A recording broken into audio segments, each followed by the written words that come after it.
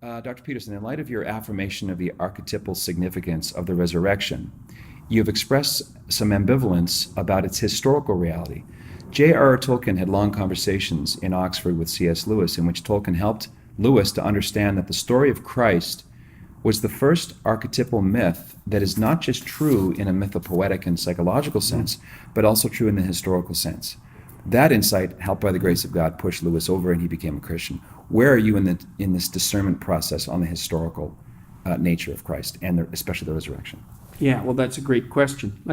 I do believe that there are places where the mythological and the literal touch. Mm-hmm. I mentioned one of those earlier, the idea that spoken truth, logos, creates habitable order out of chaos. I think that is literally and metaphorically true. I don't think you can state the nature of being and the role that consciousness plays in it more accurately than that.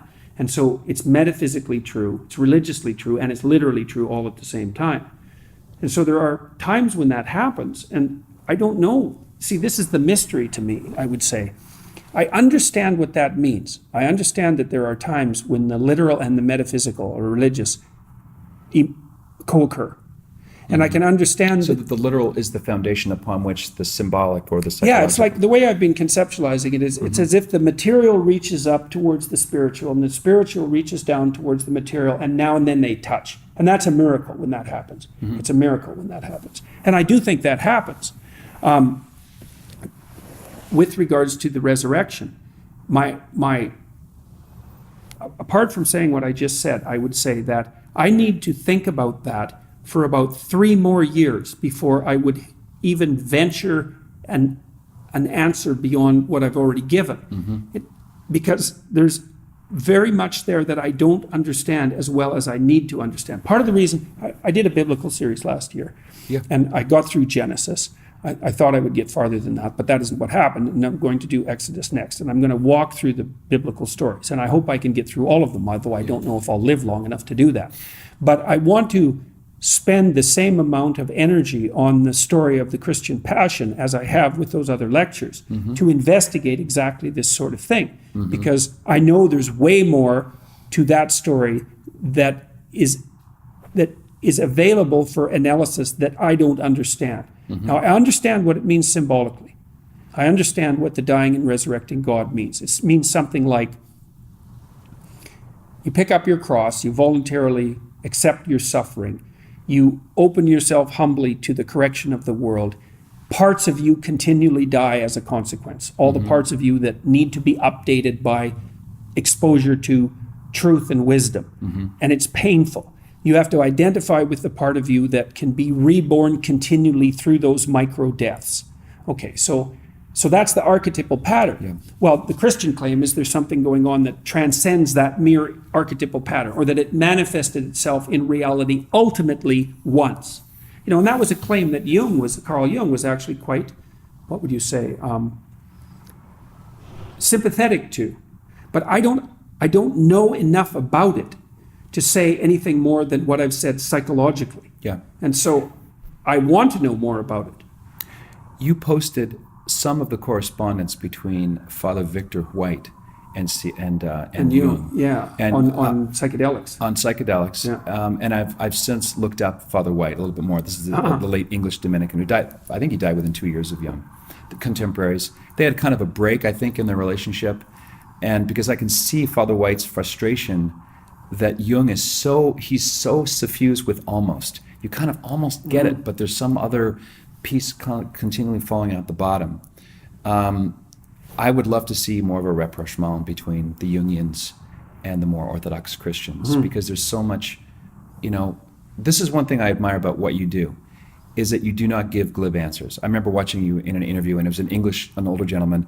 He said, Joel, do you believe in the resurrection? And I was probably a 25-second response, because I could see well, what do you mean by dead? What do you mean by resurrection? Are you trying to claim me for your own? Because I'm sure, he's a Baptist, he's a Mormon, he's whatever. Yeah, because one of the questions, one of the right responses to that is, what do you mean by that question and why are you asking it? Yeah. Right, because it's not just a straightforward question by any stretch of the imagination. It's the same thing that happens when people say, well, do you believe in God? It's like, first of all, like, I don't respond well to that question. It's sort of, it's kind of like asking what you do in the bedroom. It's something like that for me. Or a It's bit like, I don't- boxy. Yeah, well, there's that too. Yeah. There's that. It's manipulative as well, very, very frequently. But I don't like the question, and I don't like to answer questions that I can't feel solid about in my answer. And so I think my fundamental, I have two kind of fundamental answers to that question. Is like, the first is, well, what the hell business is it of yours? And like, it's not up to me to make that public. It's like praying in public, Yeah. And Well, it might be more intimate than what you do in the bedroom. well, it might be, yes. It might be. So it's you just don't get to know that. And you certainly don't get to know it in a one sentence answer. It's like, I could say, well, and then the other answer is, well, like, I have this course, Maps of Meaning, and I lecture about that question for 40 hours. So the answer to that question is 40 hours long. And I can't condense it into a sentence. It's not condensable. Yeah. Like, the 40 hours is already a condensing. Yeah, it's know, allergic so- to bumper sticker Yeah, right. slogan. That's right. Plus, That's if you exactly say, right. yes, I do, then they go, oh, he's one of us. Or yes, Or I one do. of them. Or one of them. So everyone wants a mascot. They don't want a complicated answer that maybe has some inbuilt ambiguity. When I, Well, and with regards to the resurrection too, it's not even obvious what the Gospels mean by the resurrection. Like, it's not like it's a straightforward story.